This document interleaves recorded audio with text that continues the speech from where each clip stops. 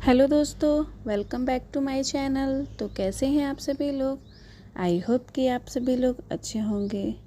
दोस्तों, आज मैं वीडियो में आप लोगों के लिए संत रविदास जी के बचपन से जुड़ी और उनके अनेक चमत्कार के बारे में बताने वाली हूँ। मुझे उम्मीद है कि आप लोगों को उनके चमत्कार के बारे में जानकर बहुत अच्छा लगेगा। आई होप कि आप लोगों को मेरा यह वीडियो पसंद आएगा। तो आइए जानते हैं संत रविदास जी के चमत्कारों के बारे में। शुरुआत उनकी बचपन से करते हैं।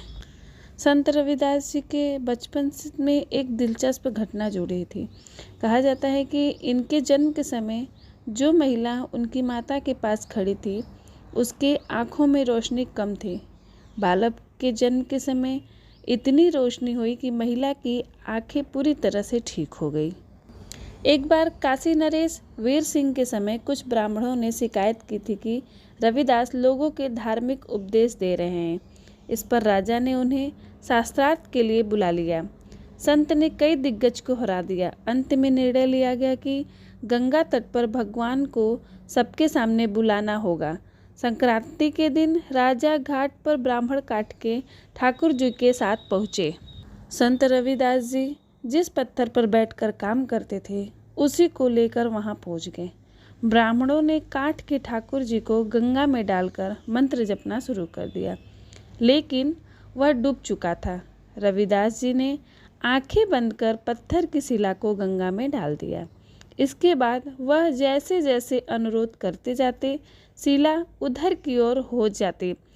संत के इस चमत्कार के बाद लोग उन्हें भगवान का अवतार मानने लगे।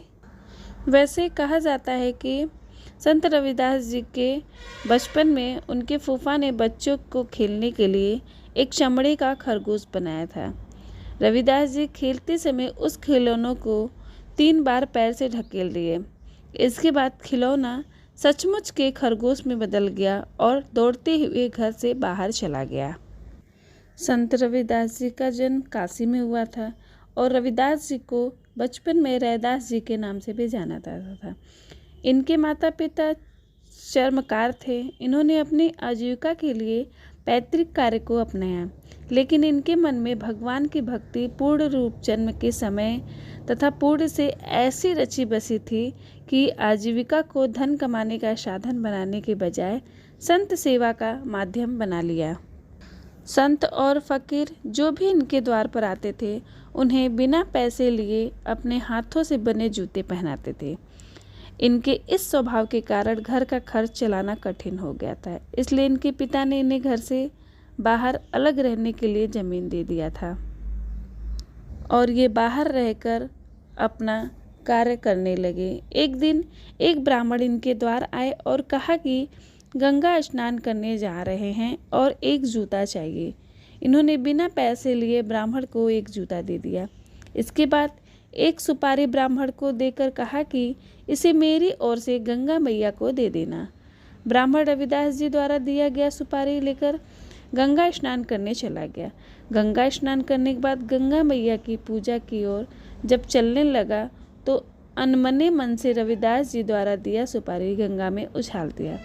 तभी एक चमत्कार हुआ। गंगा मैया प्रकट हो गई और रविदास जी द्वारा दिया गया सुपारी अपने हाथ में ले लिया। गंगा मैया ने एक सोने का कंगन ब्राह्मण को दिया और कहा कि इसे ले जाकर रविदास को दे देना। ब्राह्मण भाव विभोर होकर रविदास जी के पास आया और बोला कि आज तक गंगा मैया की पूजा मैंने की, लेकिन गंगा मैया के दर्शन कभी प्राप्त नहीं हुए। लेकिन आपकी भक्ति का प्रताप ऐसा है कि गंगा मैया ने स्वयं प्रकट होकर आपकी दी हुई सुपारी को स्वीकार किया और आपको सोने का कंगन दिया है। आपकी कृपा से मुझे भी गंगा मैया के दर्शन हुए। इस बात की खबर पूरे काशी में फैल गई। रविदास जी के विरोधियों ने इसे पाखंड बताया और कहा कि अगर रविदास जी सच्चे भक्त है तो दूसरा कंगन लाकर दिखाए। विरोधियों के कटु वचन को सुनकर रविदास जी भक्ति में लीन होकर भजन गाने लगे। रविदास जी चमड़ा साफ करने के लिए एक बर्तन में जल भरकर रखते थे। इस बर्तन में रखे जल से गंगा मैया प्रकट हुई और दूसरा कंगन रविदास जी को भेंट किया। रविदास जी के विरोधियों का सिर नीचा हुआ और संत रविदास जी की जय जयकार होने लगी। इसी समय से यह दोहा प्रसिद्ध हो गया, मन चंगा तो कठौती में गंगा। समाज में उनकी महान प्राकृतिक शक्तियों से भरी गजब की क्रिया के बाद ईश्वर के प्रति उनकी सच्चाई से प्रभावित होकर हर जाति और धर्म के लोगों पर उनका प्रभाव पड़ा और सभी गुरु जी के मजबूत विद्यार्थी, अनुयायी और भक्त बन गए। बहुत साल पहले उन्होंने अपने अनुयायियों को उपदेश दिया था और तब एक धनी सेठ वहां पहुंचा मनुष्य के जन्म के महत्व के ऊपर धार्मिक उपदेश को सुनने के लिए। धार्मिक उपदेश के अंत में गुरु जी ने सभी को प्रसाद के रूप में अपने मिट्टी के बर्तन से पवित्र पानी दिया। लोगों ने उसको ग्रहण किया और पीना शुरू किया। हालांकि धनी सेठ ने उस पानी को गंदा समझकर अपने पीछे फेंक दिया, जो बराबर रूप से उसके पैर और जमीन पर गिर गया। वो अपने घर गया और उस कपड़े को कुष्ठ रोग से पीड़ित एक गरीब आदमी को दे दिया। उस कपड़े को पहनते ही उस आदमी के पूरे शरीर को आराम महसूस हुआ और लगा, जबकि उसके जख्म जल्दी भरने लगे। वो जल्दी ठीक हो गया। हालांकि धनी सेठ को कुष्ठ रोग हो गया, जो कि महंगे उपचार और अनुभवी और योग्य वैद्य द्वारा भी ठीक नहीं हो सका। उसकी स्थिति दिनों दिन बिगड़ती चली गई। तब उसने अपनी गलती का एहसास किया और वो गुरु जी के पास माफ़ी मांगने के लिए गया और जख्मों को ठीक करने के लिए गुरु जी से वो पवित्र जल प्राप्त किया। चूँकि गुरु जी बेहद दयालु थे, इसलिए उसको माफ़ी करने के साथ साथ ठीक होने का ढेर सारा आशीर्वाद भी दिया। अंततः वो धनी सेठ और उसका परिवार संत रविदास जी का भक्त हो गया। थैंक यू दोस्तों, आज की वीडियो में बस इतना ही।